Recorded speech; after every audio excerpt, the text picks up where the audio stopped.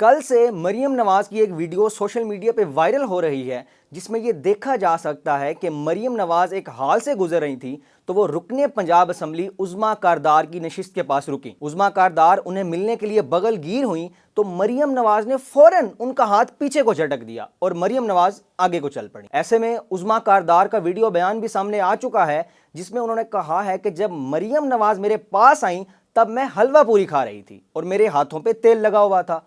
जब मैंने अपना हाथ उनके कंधे पे रखा तब मुझे इस बात का एहसास हुआ और मैंने अपना हाथ पीछे को कर लिया। वो लोग जो मेरे खिलाफ प्रोपेगेंडा कर रहे हैं उन्हें बाज आ जाना चाहिए। जितना प्यार और एहतराम मुझे मरियम नवाज से मिला है मैं बता ही नहीं सकती। ये तो था उज़्मा कारदार का बयान, लेकिन अगर आप वीडियो को गौर से देखें तो इसमें वाज़े तौर पर देखा जा सकता है कि मरियम नवाज ने ही उनका हाथ पीछे को झटका। ऐसे में उज़्मा कारदार का यह कहना कि उन्होंने खुद अपना हाथ उनसे हटाया तो यह गलत है,